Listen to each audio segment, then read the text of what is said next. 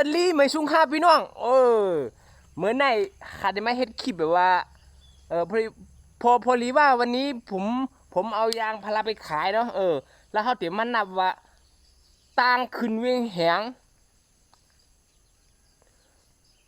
นับตั้งแต่เวียงแหงในโรงกะถึงเชียงใหม่เนี่ยถึงเชียงดาวหรอกปากตั้งเมจ้าเนี่ยบนห้องปากตั้งเมจ้าเนี่ยเขาเนาะขึ้น100มันเนี่ย56 กิโลเนี่ยมันเต็มมีหลายโก้งเนี่ยเขาเนาะเขาก็นับกันครับว่าที่มีหลายโก้งมันเนี่ยไปเมจ้าปากตั้งเมจ้าเนี่ยเขาเนาะ54 กิโลเนี่ยฮะไปกันนี่ครับเขาก็ออกมาจากตัวอำเภอเนี่ยครับเนาะในก็ที่เขาตีขึ้นลอยกันเนาะ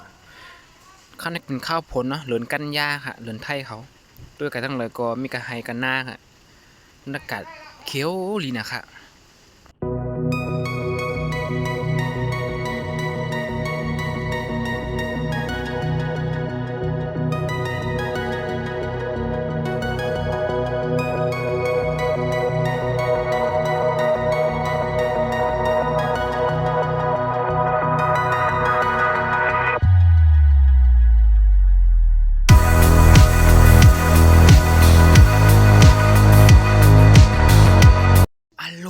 พี่น้องนี่เขาขับรถมาสักกำหนึ่งอันตีหันตั้งนานในเจอกันภัยค่ะนะมันเป็นหมอกกลุ่มค่ะกันไหนค่ะเนื้อร้อยค่ะเพิ่งมันกัดนะมันเย็นอะความไทยบนห้องว่าฟิน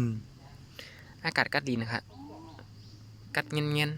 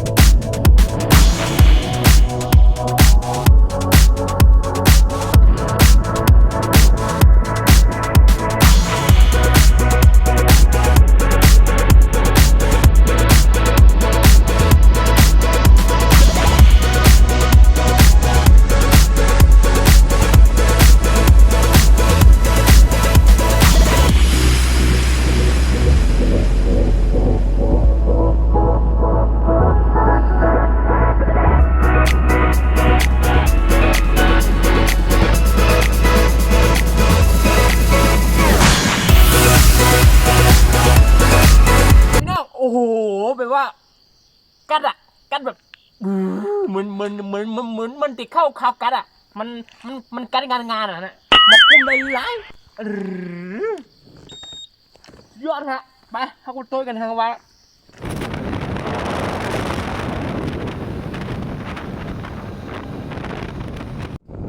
อันนี้ก็เป็นห้องว่า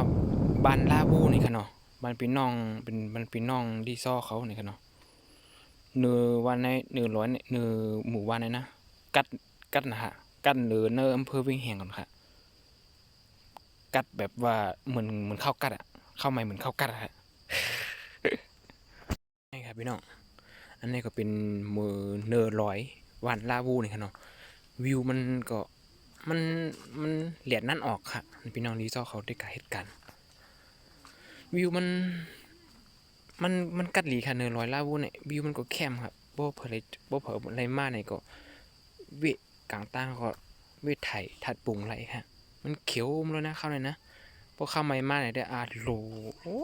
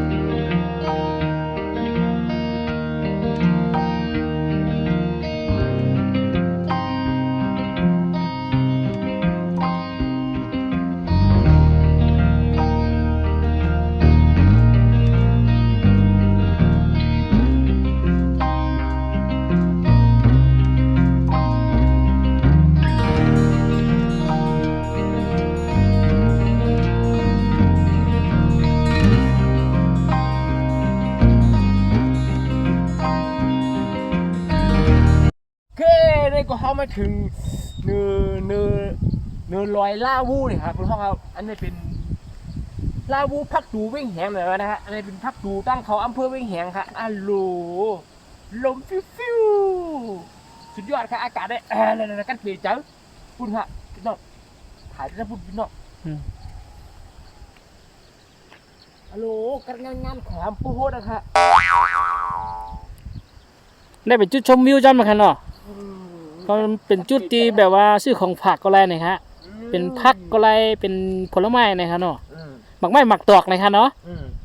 โฮไกเกอร์ ก็เกิดแทงอ่ะหานี่บ่ นี่ก็เป็นตีเฮาป่นมาตีจุดชมวิวหรือว่าตีซื้อของฝากนะฮะเนาะตีค่ะทิ้งป่นมาเหมือนกันนะนั่นก็จะเป็นสองข้างตั้งหรือว่า2จ้อมตั้งข้าวในมันก็ติเขียวห่างดีแค่มินฮะจะเป็น2ข้างตั้งก็จะเป็นไม่เปียกนะครับเนาะความไทยกับบนห้องว่าไม้สนนี่ครับความไทยกับบนห้องว่าไม่เปียกนั่นน่ะตั้งกันในเป็นตีคาเจอมาจอดรถแล้วก็คาเจอมาถ่ายรูปครับมันห่างหลีอ่ะมันหลีห้าง แต่ตั้งแต่ในค่ะติดถึงเลยนะ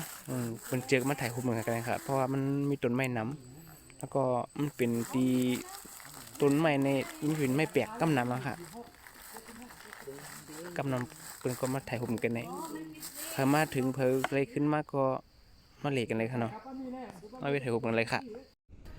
นี่ครับพี่น้องครับประตูลีขนาดว่าตังมันจันหรือว่ามันงอหรือมันกดตันเถื่อพอดีขับรถขึ้นมาเข้าผลดองสติกันนี่ลีขนาดตังมันหักศอกแบบนี่นะขับมานะน้องตะกอนะประตูดังนาลีขนาดแบบว่านี่ฮะหมอกกลุ่มจอมตังมันมึนจอมเนี่ยเนาะสตินี่เราไปขึ้นมากขนาดนะครับตัวตั้งนาลีเปิดตัวตั้งนาลีกันนะนี่ฮะตามันเก็บจอมเนี่ยครับน้องเปิดขึ้นมาก็เข้าในจะตีลีครับข้าวผลในขาหันรถยนต์รถกาหลายกันหนาวครับมันกันก็ปินตกหวยมันกันก็ปินผีเล่หันจอดได้ค่ะมันก็หันแบบเขาเป็นอาจจะเบรกตั้นเนี่ยเนาะมันเบรกไม่ทันนะครับมันก็เลยงอกับงอมางอตกของหัวบุญก็มีครับเดี๋ยวว่ามาเหมือนใน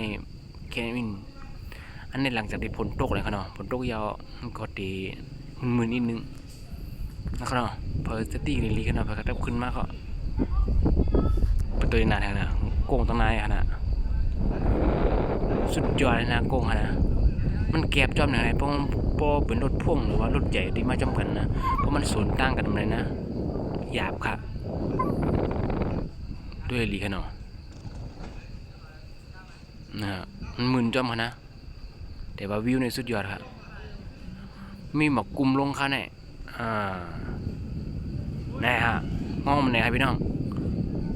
พอขับรถดีก็ตัวลีกันเนาะพอขึ้นมาก็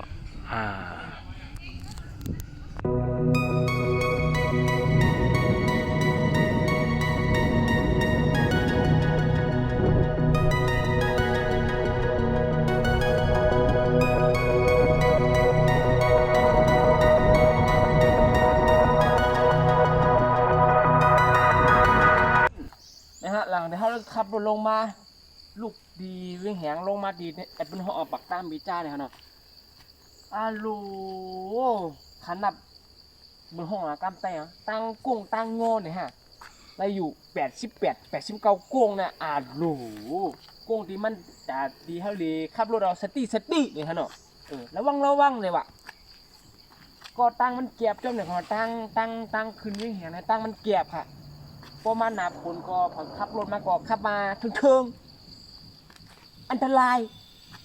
ต่อไตฮะพอเจอมาถึงตัวเล่นแล้วก็ยินชมค่ะ